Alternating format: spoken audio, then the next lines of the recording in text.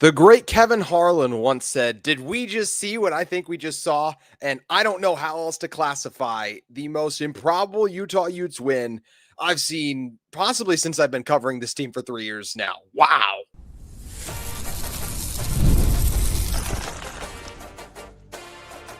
You are Locked On Utes, your daily podcast on the Utah Utes. Part of the Locked On Podcast Network, your team every day.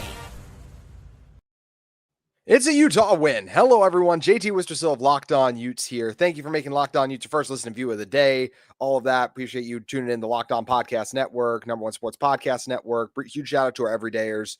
The Utah Utes just broke me. I'd never been speechless, and I'm probably going to talk for the next 30 minutes. I guess technically I'm not, but I don't even know where to start. I genuinely shocked. I mean, you guys' comments will probably help give me some direction for this. The Utah Utes just broke me. I don't even know what to say. I don't know how to feel. I got to act. In a positive way, right? I was also going to be broken in a negative way had they found a way to lose this game, but I don't even know what to say. As I mentioned, what just happened? I mean, how did we win that game? We gave up a program record in rushing yards allowed.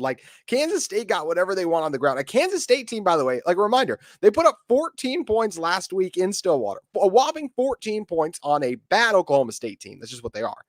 And we let them get whatever they want on the ground. And, I mean, if you would have told me that they would have gotten 47, I would have laughed. But the fact that they got 47 and we found a way to win still, I don't even know what to say. I am so impressed at this Utah's team ability to find a way to get to this point, because, oh my goodness, this shouldn't be here. We should be talking about a loss and how Utah just totally blew this game, and they won't have a chance at the college football playoff now, but they still do, because this team just has a clutch gene. I mean, and tonight they had just a dominant gene for the past few weeks, but tonight they needed to find a way to win, and they were able to do that. I don't think anyone on this team played their best football, but it doesn't matter because Utah found a way to win when it mattered most.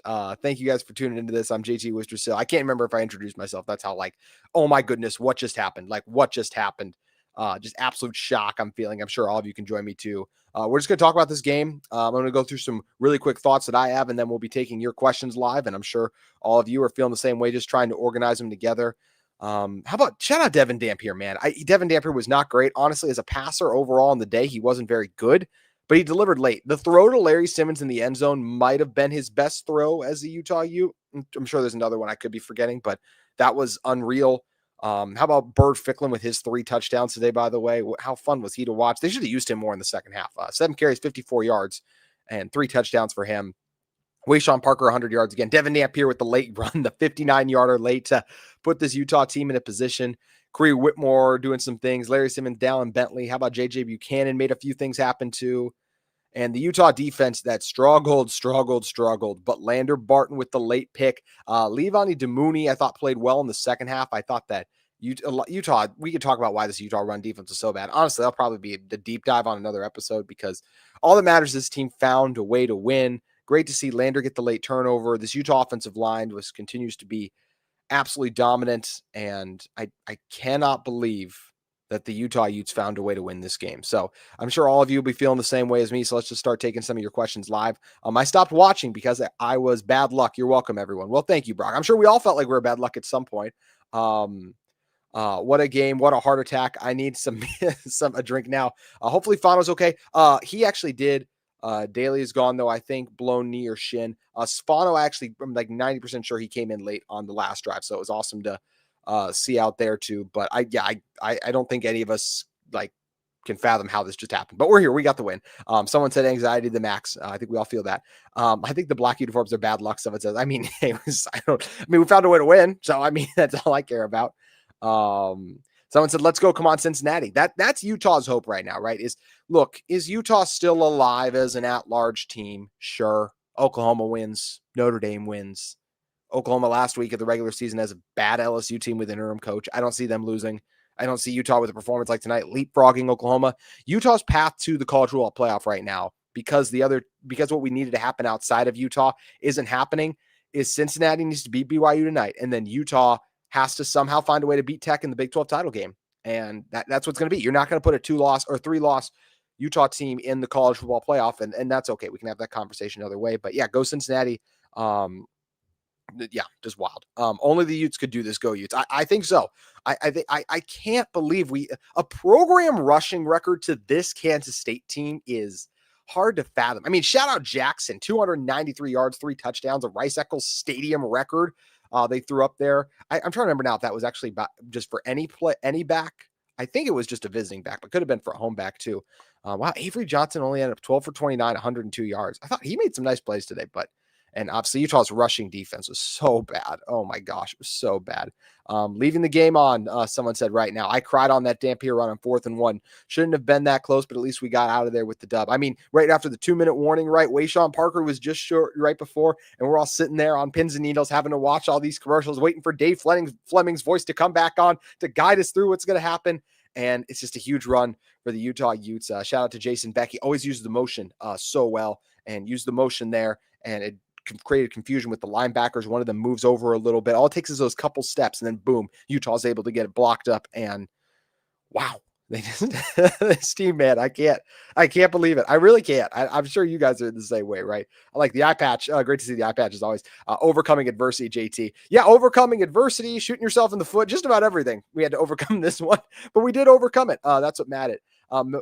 But I could see, like, when this, I can't even pronounce his app, but whoever this is talking about leaving the game on, I cried on that Dampier 4th and 1. Like, I know what you mean. Like, I felt like, oh my gosh, I was in total shock and just awe that he broke that big. And it was like, that was the moment where it was like, oh my gosh, I think we're going to win this game. There was obviously a little bit of panic when he didn't get the end zone. Then Wayshawn got tackled on the TFL. I do think Witt would have gone for it on 4th down, by the way, had Dampier not gotten in. I think they would have run it again. And I actually was okay with that. Yeah, keep winning.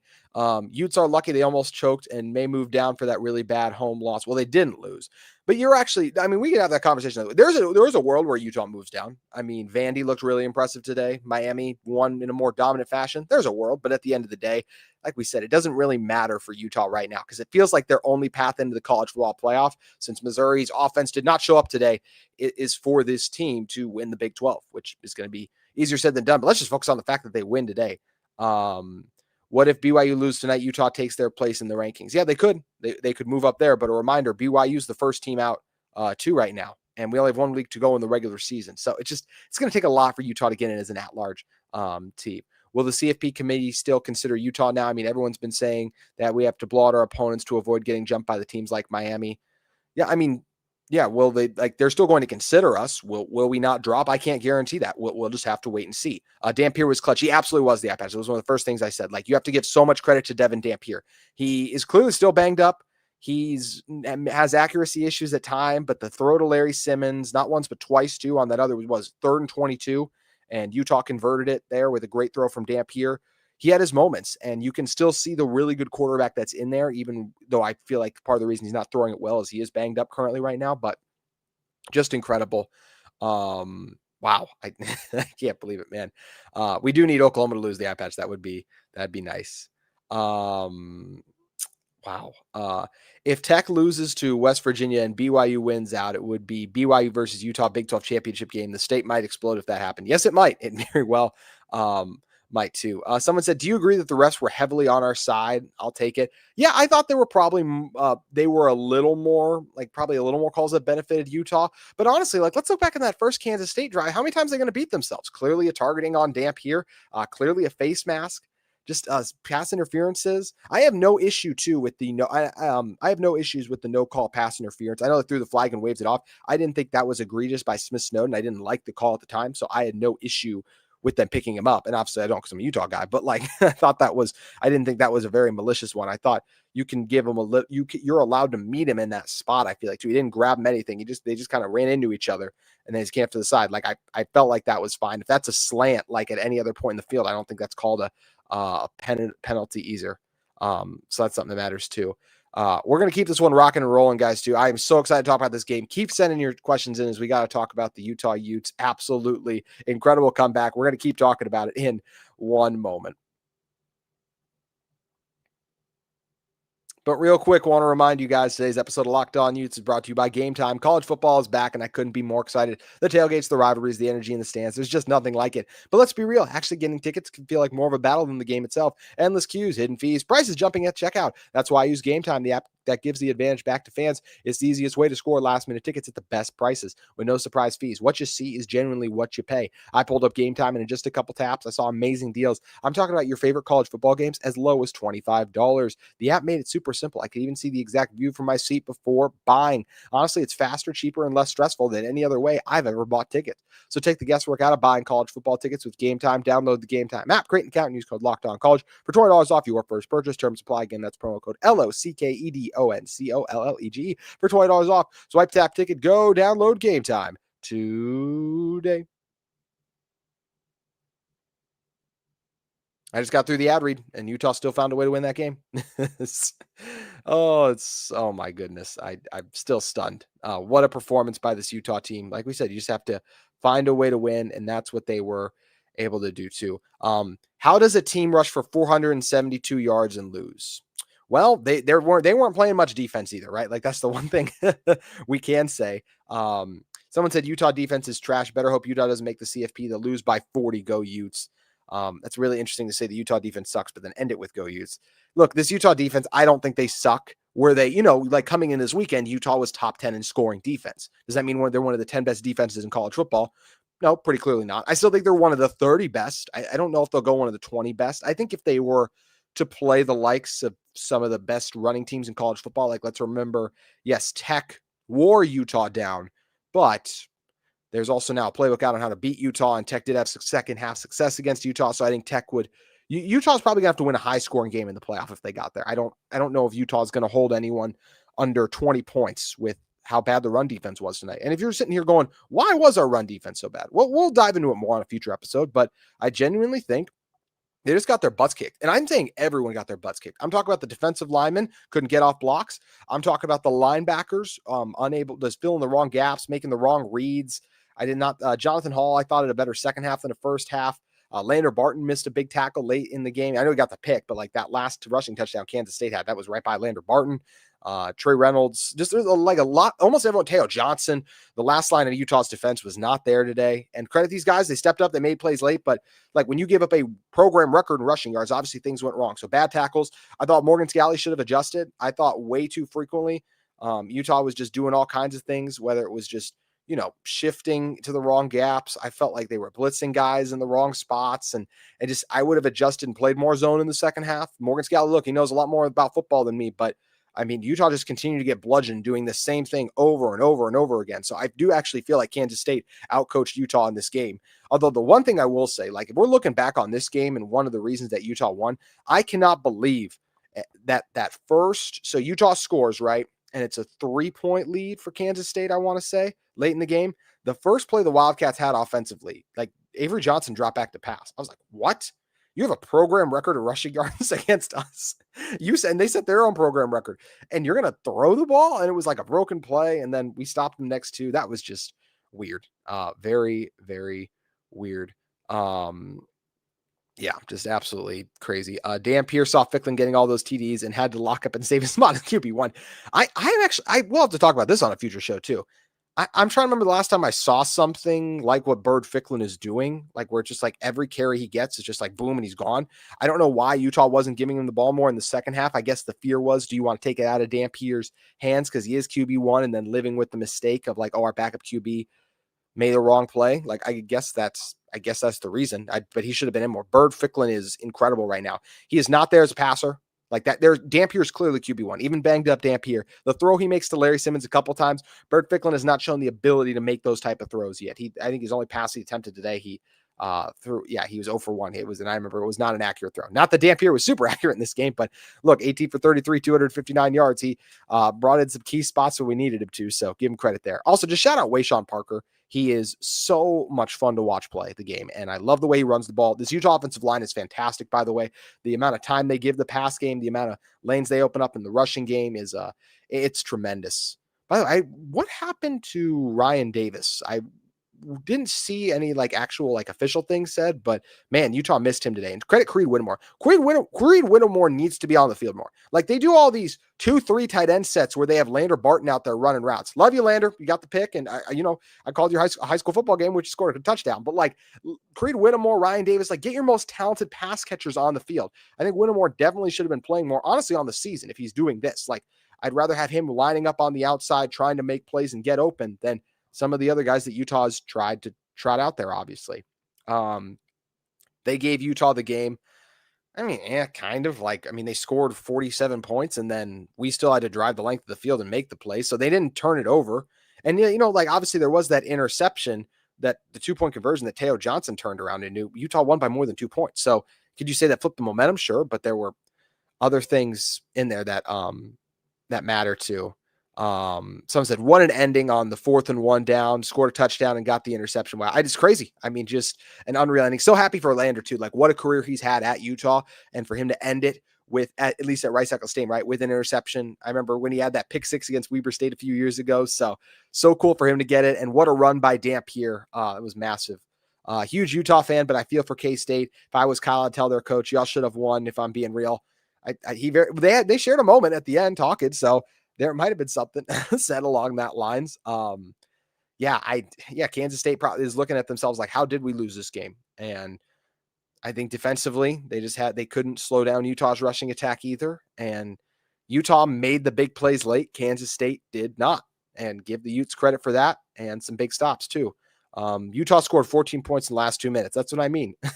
Someone says, oh my gosh, 3 heart attacks, 2 panic attacks, and 1. Hallelujah. Go Utes. I love that. That's my favorite comment so far we've gotten in here. This is true. Like, it's just, I think we're all just kind of stunned of how this Utah team was able to come through and find a way. I'm really excited to hear the press conferences when those start and get underway. They actually might be underway already. Let's check real quick and see if they have gotten underway. Let's see if our friend Josh Furlong of KSL.com always is live tweeting it after that. So yeah, we got some of the tweets coming out now.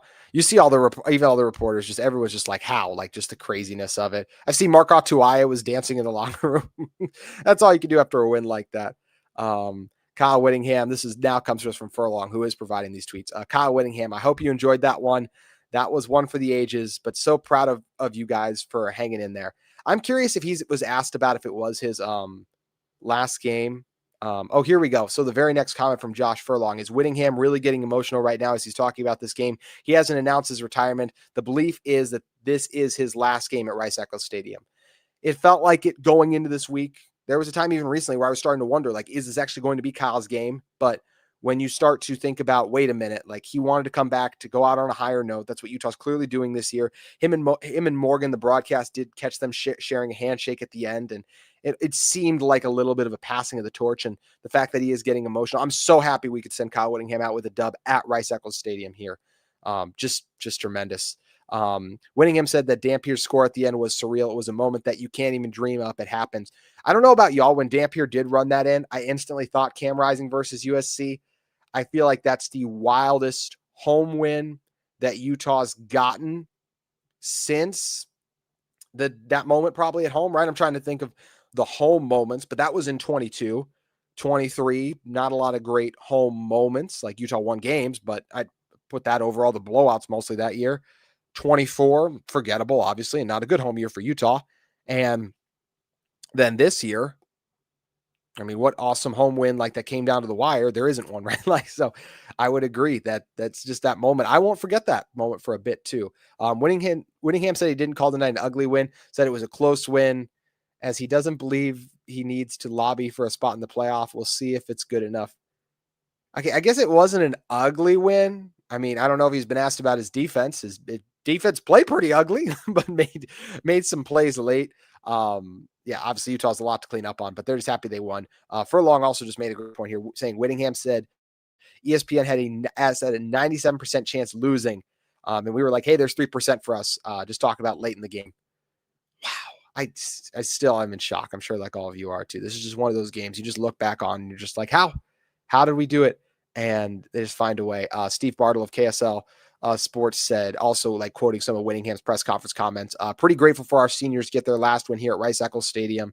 So awesome for those guys too, right? That it was so awesome for those students, those like the seniors, those individuals, to get one last win in this way. Hate would if they would have gotten sent out a loss, especially even the guys on defense. Hey, still won. So there we go. That's all that matters too.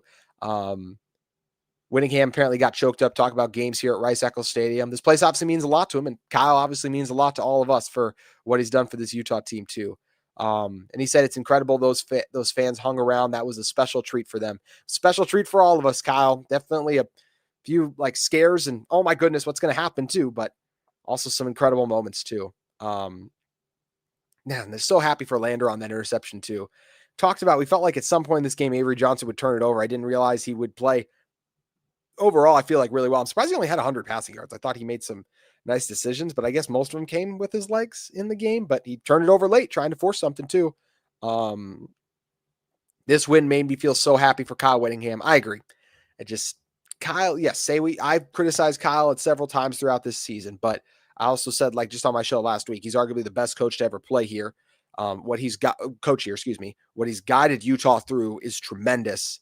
And he's going to probably get a statue outside the stadium. We could name it Whitfield, like whatever you want. Like he has transformed the Utah football program into what in many ways over the past 5 years, 5 to 10, maybe more so 5, has been a top 15, a top 20 program in the sport. That doesn't happen without Kyle Whittingham. And the fact that he's kept this program afloat while so many of his peers have aged out of the sport. Reminder, like him and Kirk Ferentz are the longest tenured ones. And even Ferentz in Iowa, right? They kind of tapered off a little bit this year. And yeah, it was ugly, but Utah found a way to win. That Joe Jackson guy on K-State was literally unstoppable. I mean, we made him unstoppable, but he was unstoppable. Like I can't believe how bad we were at tackling tonight. Like, oh my goodness. We need to be really working on that this weekend. It's, that was the 11th game of the season. So we'll see how much we can fix it. I don't think Kansas is very good, but Jalen Daniels at home, that's still an athletic quarterback. It's not a foregone conclusion that Utah wins next week. They have to play a lot better defensively. Someone said, iPad said, respect KSU. They came to play. They absolutely did. I think Bert Ficklin is shining because he has Dampier. I think that's part of it. They talked about that on the broadcast. They're like best friends. Like that's what the broadcast said. Dampier and Ficklin are like best friends. They do everything together. They go everywhere together. And man, do they ball out together on the football field. More Ficklin next week. Like I love that he still plays at this point now, but like he needs to continue to see the field. Also shout out Nate Johnson. Really cool to see him get in and make some plays happen too. Wow, this is crazy too. Let's see, what a game. Yeah, someone said, wow, what a game. That's amazing. Someone in here, I'm not going to say their name, said that was an embarrassing win. Look, the defense wasn't great, but any win you get in the Big 12 is not embarrassing. It's a thrill to win. Like, if you're going to call that an embarrassing win, we could say the same thing about several of BYU's wins, Keely, the Colorado one, right? So, at the end of the day, find a way to win. That's all that matters. All I care about is that we won. Agree. Worst win I've ever seen at RES. I left at halftime because I thought I was giving bad luck. You guys are sweet. A couple of you guys like stopped watching or left the stadium because of it was bad luck, but we found a way to win. So we appreciate you guys tried to swing the odds in our favor. I won't agree with worst win, by the way. Like that was an incredible win. I would much rather prefer like games like this to me. Like if you want to say what's a worst win, like I could say a couple of years ago, how about when Utah beat UCLA 14-7, and they scored their first touchdown the first play of the game with the Dante Moore pick six and mustered one other touchdown the whole game and one offensive touchdown. I'm more impressed with this win than any win we had back than that performance. So yeah, great night for our seniors. Absolutely agree. I think this is good. It's our first close win, shows resiliency. It does. Find a way to win. That's all that matters. That's what the Utah Utes were able to do tonight. And yeah, it was ugly. If we get dinged for style points, that's fine. As we just got done talking about, Utah's at-large path doesn't look good right now. Notre Dame continues to dominate. There's no way Utah goes in over Notre Dame. They just beat Syracuse, like, what was it, 77 or something, like ridiculous. Who's the other one too? Obviously, Oklahoma keeps winning. That's big. And their defense is scary. I would not want to see Oklahoma's defense. Their offense, I'd love to see. Well, maybe not with the way our defense looks right now. Anyways, someone said who's injured. Hard to know, hard to tell at all. I thought John Henry Daly did come back in the game. Maybe I was wrong. So we'll have to just wait and see on that. What an ending. It was an unforgettable ending, Daryl CHR. What a game to end your career for Whittingham. Absolutely right. And for all these seniors too. Seriously, would not have thought Dampier would be leaning on the pass game to save us. Well, I mean, mostly it was the run game. We just had to pass it because we kept shooting ourselves in the foot defensively because our run defense was literally had the historic worst night we've ever seen. It's Utah if they get into the playoff, and I really hope they do. And even Utah against Tech, by the way, gosh, their run defense has got to get better. And I know that this maybe was a one-off, but there's better offensive lines they'll see than Kansas State's. And I worry about the way that some of the linebackers played at times tonight, the way the defensive line played at night, the way the last line of defense looked tonight. I mean, Utah didn't want to make any changes. They were okay just letting them teams continue to score on them. So yeah, it'll be interesting to see. But the pass game was part of the reason, but not always the reason. We did still run the ball well. Playoff home game, not going to happen. Not going to happen. It will not. Someone asked, is Benny okay after Johnson stiff-armed him? Yes, he was fine. He got back in the game, Tom. He was fine. One of the best wins I've ever witnessed. It was one of the most memorable, that's for sure. Absolutely not. We needed to try to make the playoff first, someone said. I'm not sure entirely what they're talking about there, but yeah, they're trying to make the playoff, obviously, Utah's. Does suck that JHD got hurt. I thought I saw him back in. You guys can tell me if I was wrong. Well, that was interesting and heart-pounding. I now understand why someone said blank is the way that he is. I don't know who that is, but I mean, we're all just still like, wow, how did that happen? Obviously, we all feel the same way there. Dampier and Ficklin together might be unstoppable. Yes, the defense was horrific. You can say that again, but that's what complimentary football is about. Offense stepped up and kept our playoff hopes alive. So true. You know, the defense has kept Utah in against a BYU, and like the Utah defense did, and the offense didn't deliver there. The defense wasn't great tonight, but also the defense got 2 key stops late in this game that helped and held Kansas State to a field goal, another point. The defense was not good tonight, but they made a couple plays, and the few more plays they made, because Kansas State's defense wasn't good either. A reminder, Utah did throw out 51. That's right. I said Utah would win 52 to what was it, 20? Like, so obviously I was way off on that, but I did talk about Utah getting 50. I had no idea how bad our defense would be. I don't think anyone, if you would have told me that we would allow a rushing record to this Kansas State team, I would have laughed in your face. I mean, who would have thought that? Like, how? Oh, it's just crazy. The refs really tried their best to keep Utah in the game. What was that flag, but no calls. Like I said, the one on Smith Snowden, as we said, it didn't really even end up making that much of a difference as Utah won by more. And Kansas State, like, it's not like they got to a point where it would have been like, oh, a field goal here would have won it. No, Avery Johnson threw a pick. So honestly, the 2-point conversion may have been good for a momentum sway. And yes, obviously, like, Kansas State didn't get it. That's what the big sway is, them not getting to try it again. But even if they had got that 2-point conversion, like, Utah still scores a touchdown. Utah still wins that game. That's like, if we do the math that way, if you say this happens, but everything else happens, then Utah still wins. So there we go. Maybe the Big 12 really try to do it on purpose so they can try to put 3 Big 12 teams in the playoff. Kansas State had several opportunities to win this game. The Big 12 did not give it to them. Pitt beating Georgia Tech 20-7. Yeah, Georgia Tech's kind of fraudulent. I hope Georgia Tech beats Georgia next week, but I'm not anticipating that. There's only one team getting in from the ACC. And hopefully it can be Miami somehow. I don't know how that would exactly happen. Pitt is not good, by the way. And I like Georgia Tech. I thought they'd be better, but obviously a rough night tonight. What a game for the first time ever playing KSU. Yeah, it was definitely a memorable chapter in this one. I can't remember if we play them next year off the top of my head, but I'd be down to make this a rivalry now after that one. Just, geez, that was crazy. It's embarrassing to beg the Big 12 for an invite, then trash the teams in it. Hilarious. Someone said, I'm not sure entirely what they're talking about there. People are bickering in the comments. So you keep mentioning that BYU, that they barely win over who, but how does that feel tonight? It's true. And then that's where, like, if Utah gets jumped by Miami and Vandy, I can't be that mad. Utah and Vandy tonight both played, all of them played bad teams.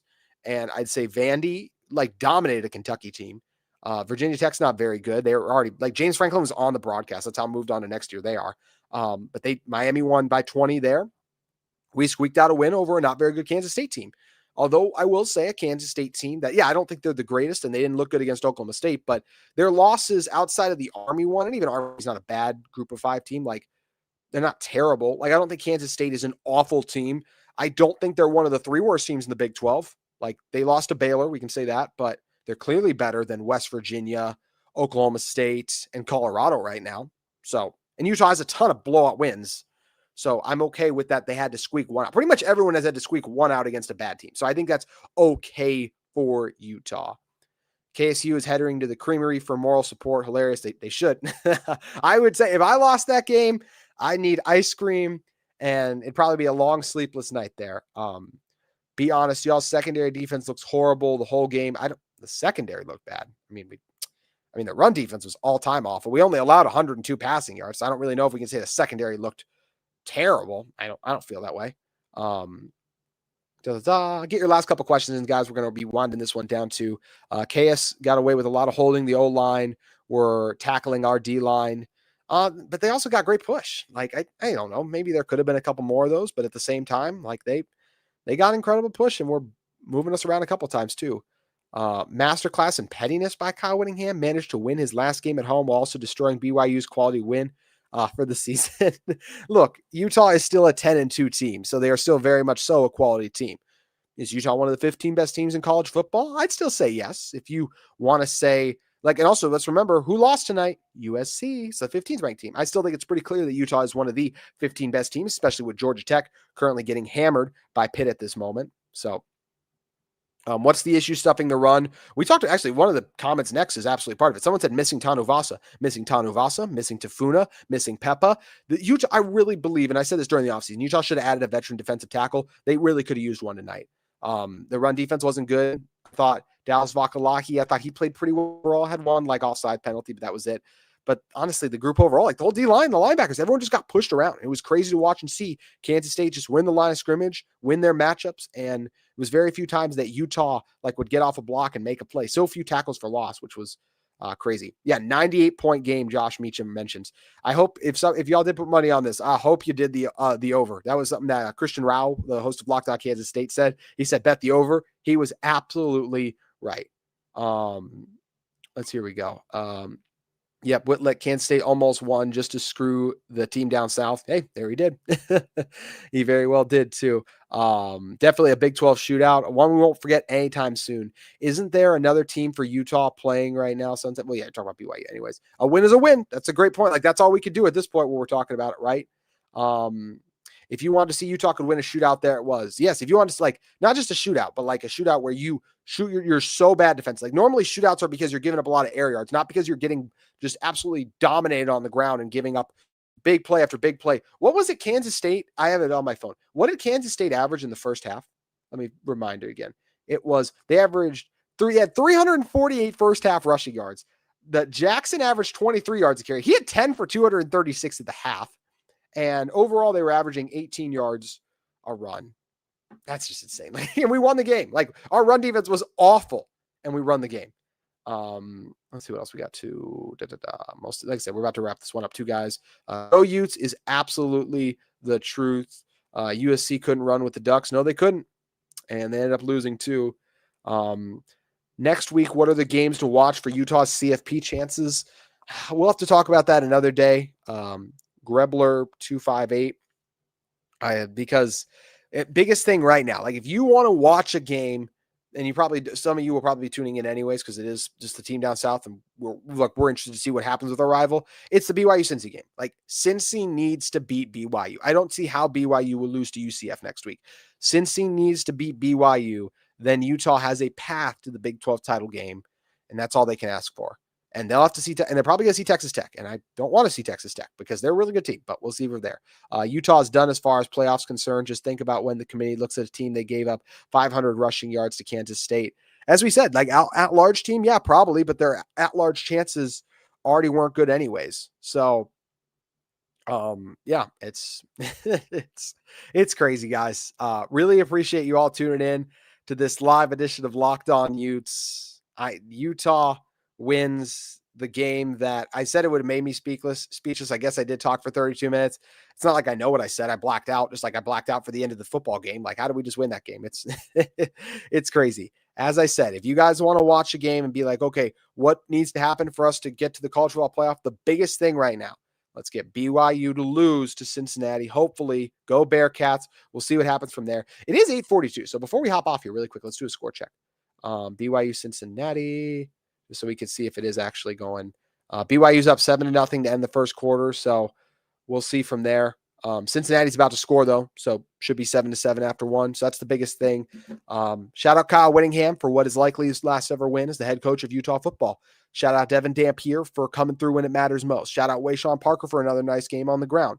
Larry Simmons and Creed Whittemore with some big grabs. Dallin Bentley made some nice plays too. Utah offensive line continues to be one of the best in the country, and the Utah defense had a terrible game, but they made stops when it mattered most. Someone just commented, go Bearcats, and that's absolutely in the mood to end this show. Thank you guys so much for listening. And hopefully the next time you guys hear me talk, Cincinnati did beat BYU, and we have a path to the college football playoff, but we'll see how it all shakes out. Thank you for listening to this live Locked On Utes post game. Somehow, some way, the Utah Utes find a way. 51-47, the winners. I hope you all have a great Saturday night, because the Utah Utes had a great night and got a victory. Well, not on defense, they had a great night, but it doesn't matter. Win's a win. We'll see y'all next week. Have a great night, everyone. Thank you for listening. And as always, go Utes!